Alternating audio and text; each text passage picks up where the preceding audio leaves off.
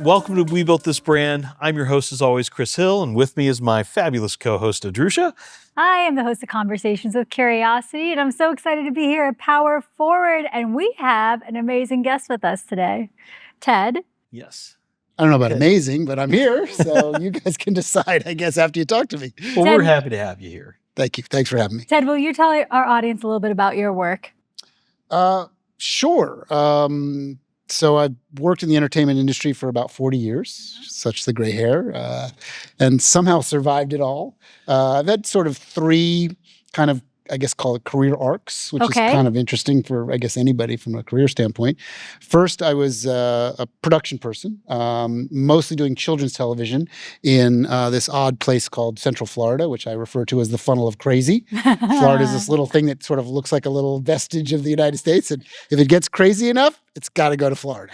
So that's where I grew up as a kid and worked there for sort of the first 20 years of my career doing production for mostly Disney and Universal and PBS, mostly children's stuff, as you do in a place like that. And then a good close friend of mine said, you got to come out to the show. You got to come out to the West Coast. And so when I was, late 30s, I guess, we moved to California and did some production here, but kind of after 20 plus years of it, I was kind of like, oh, maybe I'll do something else. And I was starting to do some startup stuff then. So my entrepreneurial muscles started to get exercised right around that time. While I was still in Florida, I was very intrigued. We were shooting a lot of film at the time, and I was very intrigued in this new fangled technology called high definition video.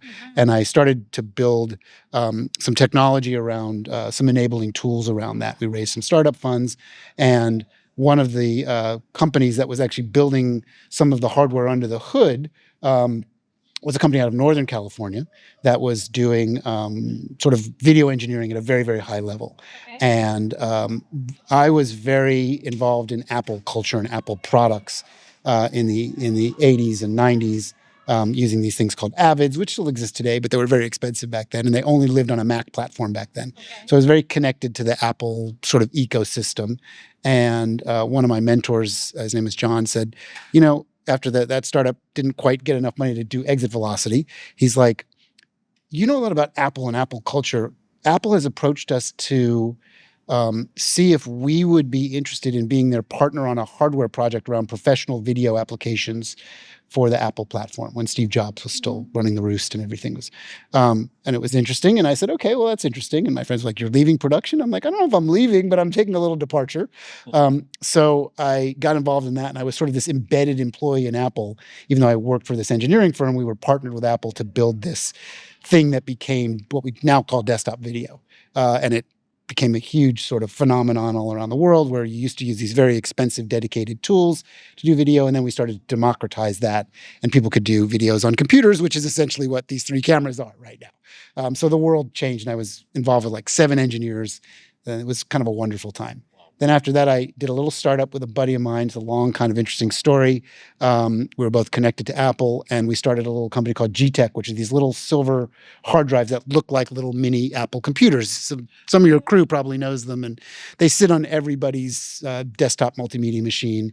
That company got acquired by Hitachi and then eventually Western Digital. And then I was part of the founding member, one of the founding members and the first employee of a company called Red Digital Cinema, which is a movie camera company. It became sort of the beginnings of this digital cinema revolution. It wasn't digital video, it was digital cinema. So I was involved in the early stages of that and then did that for X amount of years and then eventually sort of tried to do an early retirement from that. And then some friends of mine at the movie studios, I was very connected to the movie culture because they all were using this newfangled camera in the workflow, which was tied to Apple, interestingly enough. So Apple doesn't leave far from the tree in my world. It's always there. What happens when you're the infrastructure of Apple world? Yes. So some friends of mine at 20th Century Fox, one of my other mentors, his first name is also Ted, said, if you're really going to retire from the camera company, we have an idea. We want you to come help us figure out like the future of entertainment. You'll be our futurist. Like, we'll give you a fun title. And I was like, I didn't even understand what he was talking. I was like, that's not a real job. Like, what do you want me to do? He's like, I don't know. You'll just have to figure it out. He's like, who do you want me to do it with? He's like, I don't know. You'll have to figure that out too. Me and other people. So that kind of became my next career, the third part of my career. Wow. And it was fascinating. And I got to explore all these new forms of entertainment, got very heavily into the idea of next generation immersive entertainment for theme parks and virtual reality and mixed reality. Did that for 20th Century Fox for about 6-7 years. And then some of the key people moved from Fox over to Paramount. I moved over to Paramount with them, did that for about 7 years. And then a couple years ago, retired from Paramount, and now these days advising startups and helping people that are a generation or two younger than me sort of go on the same trajectory that I did, start companies, and hopefully some of them work out. And that's kind of why I'm here at this conference. So what a journey. That's 40 years in 3 minutes. So You'll have to tell us more. So what was it like taking on a futurist role at a massive legacy brand like 20th Century Fox? Was it hard to disrupt within that environment? And what was kind of, I know you had to create the role, but what was the focus and what was the pushback? And tell us about the experience. Oddly enough, I wouldn't say it was hard to build into that role, because I had great support and great mentorship and great people that understood the value of learning something new. And I tend to be sort of diplomatic around disruption. I'm kind of people call me a technology diplomat, because there's an interesting phrase that a diplomat can tell you how to go to hell in a way that you will enjoy the trip. Enjoy it, yeah. And that's kind of what I did.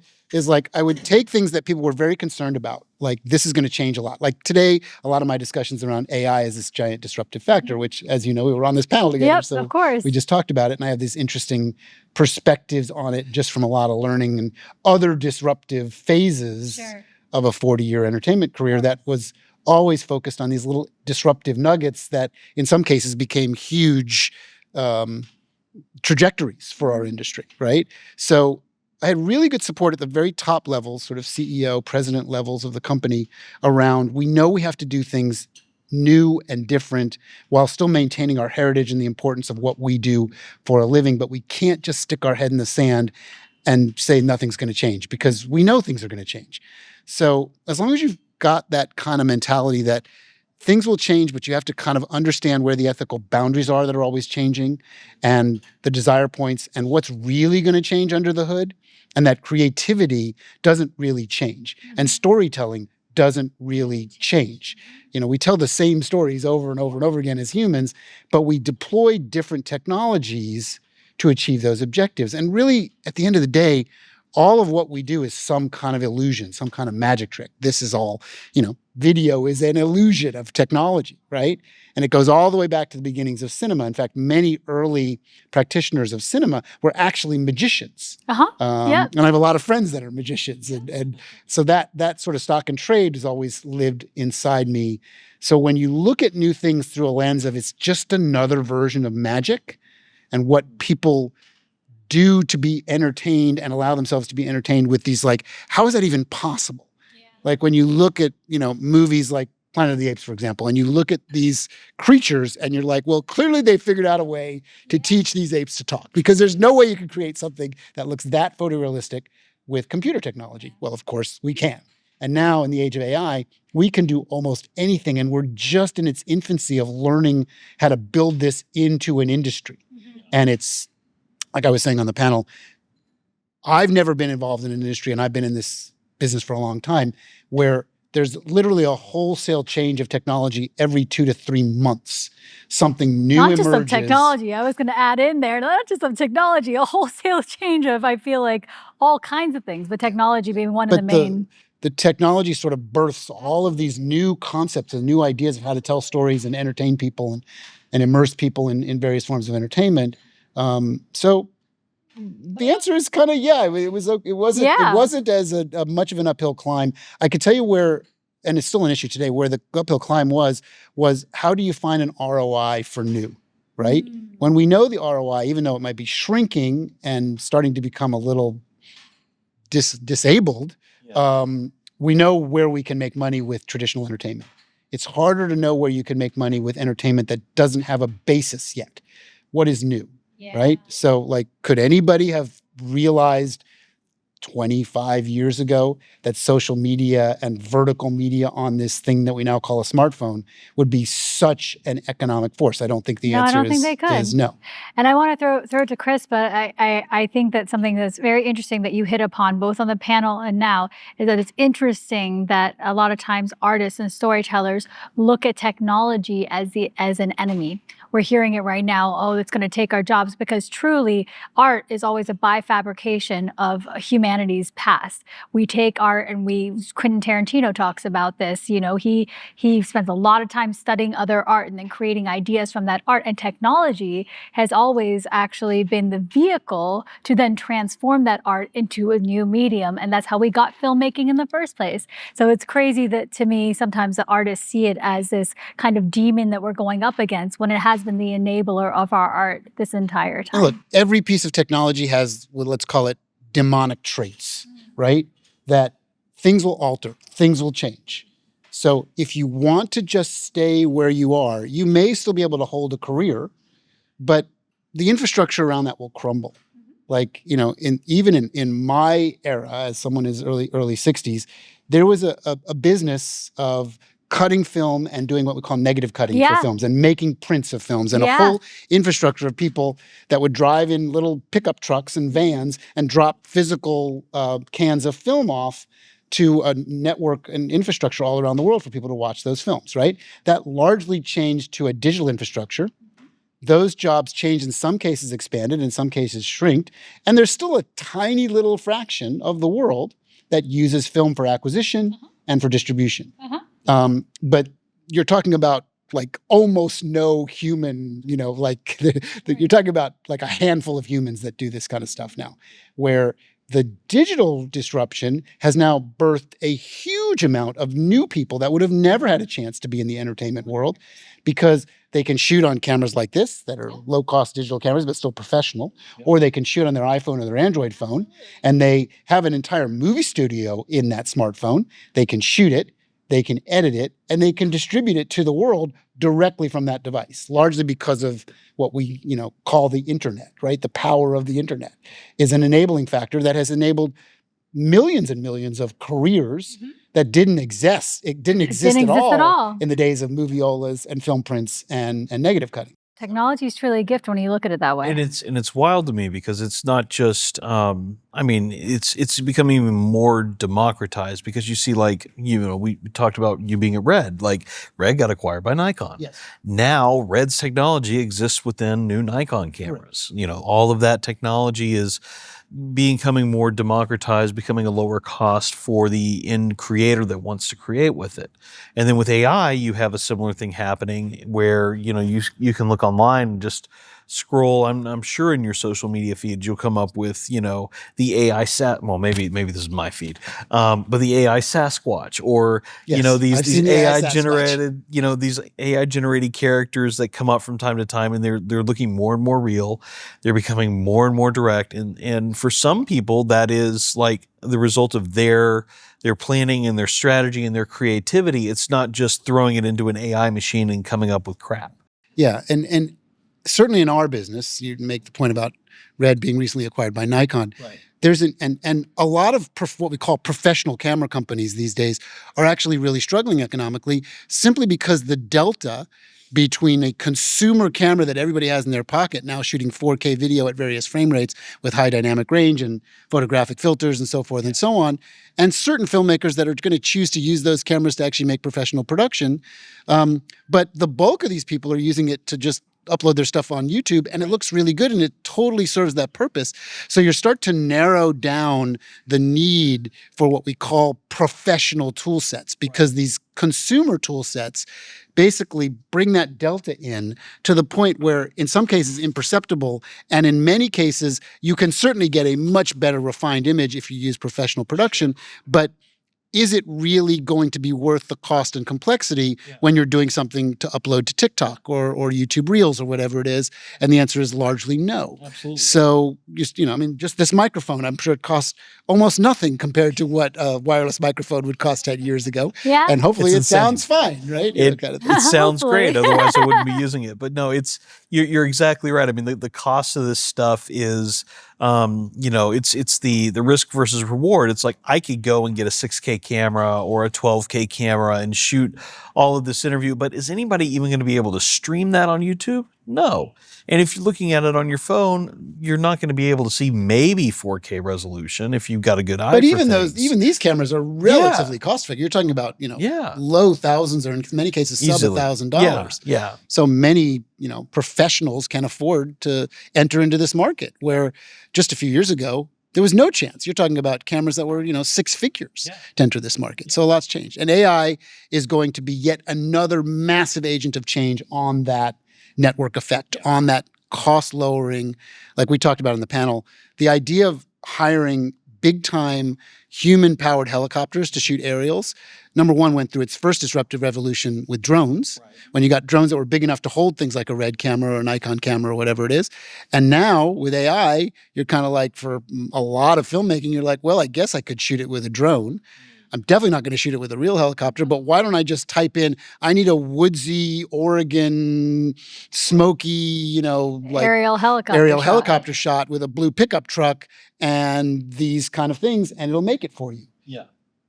There's an interesting argument to be made of inorganic versus organic, which I touched on. Mm-hmm. So we're entering in an age where synthetic will start to take over everything, and you're going to lose something in that equation. Going back to a Quentin Tarantino, who still likes to shoot on film sometimes and distribute, like he'll do a 70 millimeter print for that tiny little fraction of an audience that is in a place that they can see it and afford to see it. Yep.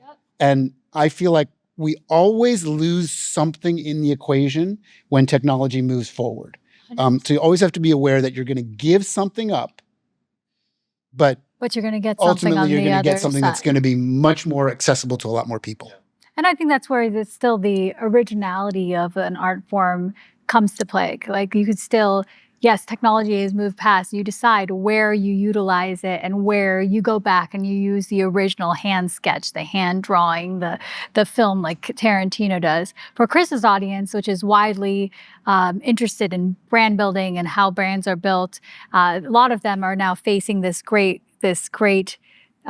question of where to put their attention as these technologies continue to boom and just, avalanche towards us in all industries. For someone who has been a technologist and has done that for big legacy brands and has been an advisor now for many, many brands, if you were to give one piece of advice to a brand, someone who's building a brand who's listening to this today, as to where to pay attention in terms of the AI boom, where would you say that they should direct their attention? I think that's an extraordinarily complicated question today. I think we've built so many layers now historically, let's call it the last 70 years of technology layers that enable creativity, right? And this is probably overused and may sound a little trite, but ultimately, if you build a compelling story and approach it from an organic first mentality, whether you're using organic tool sets to achieve it or not, you're going to achieve something that feels authentic to that audience. There was a period of time in this every 3 months everything changes, where a lot of AI visual tools, especially when they were applying it to motion, had this weird kind of glossy sort of plasticky look. Like everybody had this kind of strange, like they got dipped in oil or they got dipped in gelatin, like they got pulled out of Jell-O.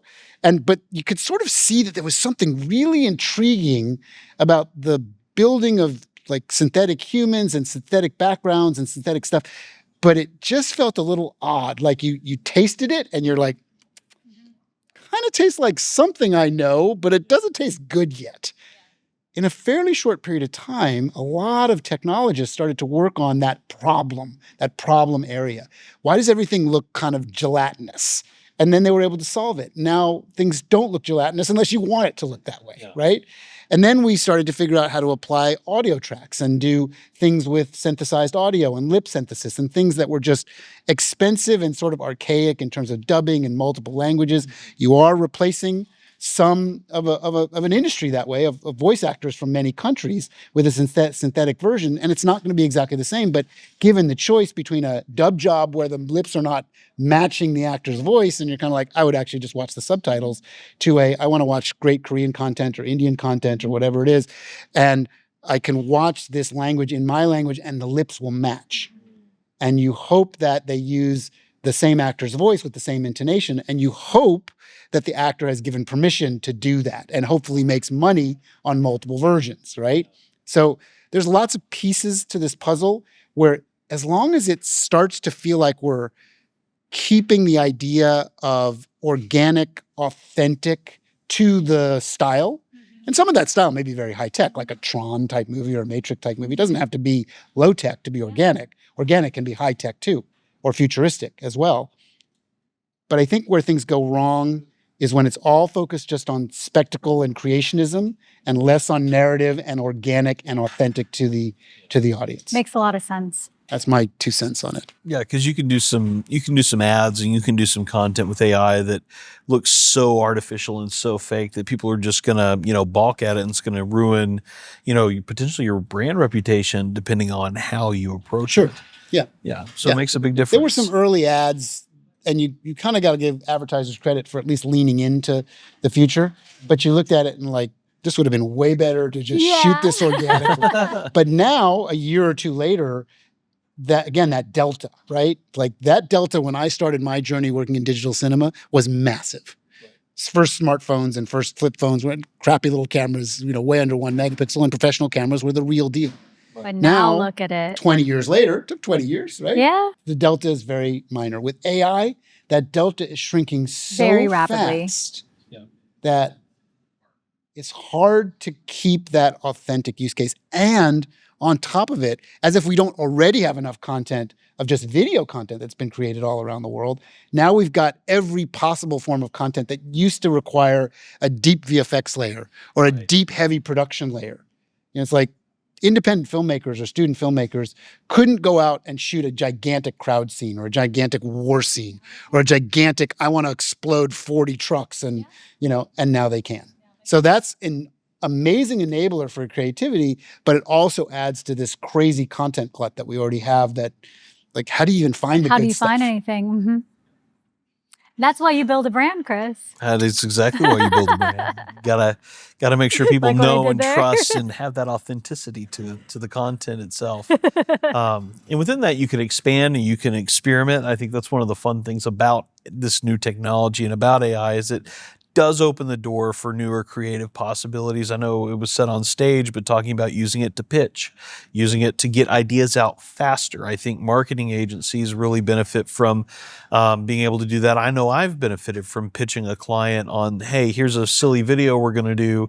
Here's my idea, and here's all the frames. And they had, even though it was inconsistent at the time, I was able to show like the storyboard just using that, because prior to that, this is how fancy I am, I was using stick figures. So it's far and away better than that. And, for folks like me who may not be the best illustrators and have a small team, like it's a huge difference in how you pitch, how you communicate, how you share with people. Yeah, being able to use these technology tools to up your game is really interesting. And we talk about, pre-pixel, like things that are only going to be shown within pitch meetings and ideas, and then getting close to final pixel. So maybe temp effects and things that you may actually show to a test audience, and then final pixel or commercial pixel. Like you're delivering this as paid media or media that's going to go out to the world to an audience and not just a test group or studio executives or people, internally that are stakeholders are going to give you a green light or a red light on something. That's an interesting kind of where do you draw the ethical lines of how it can be used. The other thing is, what's also kind of fascinating to me is that a lot of really important, distinguished filmmakers of all form, whether they're creating newfangled stuff on YouTube or TikTok or traditional cinema artists, creators, or traditional streaming media, are actually using a lot of these tools and not talking about it a lot. They're all not talking. They're just like just like VFX. It's like, yeah, like the times where we actually have to really like flip and wreck a car now, because within a game engine, you can make a photorealistic car and you can actually do that. But you don't hear a lot of people talking about, yeah, we didn't use any real cars here. Yeah. You want the illusion to work. You want Of the magic course. trick for the audience not to know how it was done. Of course. You want them to just enjoy it. Enjoy the and experience. a full experience and go, wow, how the hell did they do that? Absolutely. You know, when you like talking about when you That's create kind of digital been the fun of creatures. movie making from the beginning, From the the very magic of earliest movie stages. making from the Going beginning. all the way back to George Méliès and the Man in the Moon. Absolutely. You know, 100 plus years ago, 120 years ago. Absolutely. Using the trickery that he had of his time to sort of fool people. And yes, you could kind of now see, well, that's not a great illusion today, but back then it was kind of amazing. Fascinating time. We have the democratization on one side of people being able to utilize these tools to create, which is so beautiful. Then you have the oversaturation of the markets on the other side. It'll be interesting to see how the leading horse takes the race. Here we go. Right. Yeah. Well, awesome. Well, Ted, thank you so much My for coming pleasure. on today. This Happy has to been do really it. great. One thing I always like to ask before the end of every interview is, what brand do you admire the most right now? Or maybe what brand has influenced you as you, as you go about your advising? Well, big brands, I think you may know the answer because I sort of led you down this garden path, right? I think I already know. The fruit company out of Cupertino has always been a brand that, through its evolution, although it stumbles every now and again, but never really falls in my eyes and many other people's eyes, Apple has always been kind of a stake in the ground of an important technology leader, in terms of tiny little, or maybe not so tiny, but I'd have to put more thought on it, but certainly what's going on with bespoke AI models, like what Moon Valley is doing for the entertainment industry, kind of licensing content and then building that, is intriguing to me. And they're doing it in an ethical way. They've licensed, so that's all obviously, put them kind of ahead, I think. And I'm involved in an array of startups that are all doing what I think really interesting things. I mentioned Riff. There's a company called IR Code that I'm involved in. There's a company called Volleygon, which is volumetric capture, that I'm involved in, and a whole litany of other things that I get to play in these early stage sandboxes and see where they go and where they head. It's a really fun and intriguing part of a career arc to be able to do that. So. Very cool. We'll have to make sure everybody takes a look at those brands. Can you tell everybody where they can find you if they would like to find your work? Yeah, sure. I mean, I do a lot of speeches and presentations around the world. So, of course, I have a website that's just my name. So it's tedschilowitz.com. You just Google my name, you'll probably find it, and lots of other stuff I did for Red and GTech and all these other things over the years. So that's an easy way to find me. And then I do a podcast with two close friends, Charlie Fink and Roni Abovitz.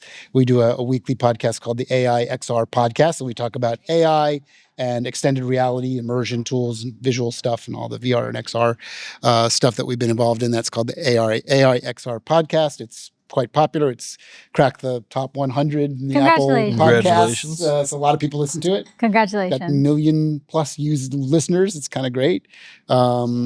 And lots of other pieces and parts, but you just search for my name. You'll find all kinds of crazy stuff that I've been doing over the years in the media sphere. Even though I don't use the traditional sort of social channels that a lot of people use. I tend to find it a little toxic for me, but I use kind of old school media tied to a new school interface, which is, YouTube and all the other forms of. You can find me out there. I'm all over it. Definitely send people to check you out. Just like this, I'm sure. I'll absolutely link to this podcast and find it that way. Thank you so much for being here, and Chris, thank you so much for having me on We Built a Brand today. I think Ted's our last guest, so I think appreciate being here. So this is like two tandem podcasts you're linking together. Yeah. You're doing it is. It's a crossover. It's a crossover. It's a crossover episode. It is a crossover episode. Now it's a crossover. Yeah, we got exactly. 3 of us. In my early days of television, we used to call this a very special episode. This is a very special episode. That's what we're going to title this one. Thank you so much. Yes, thank you, Ted.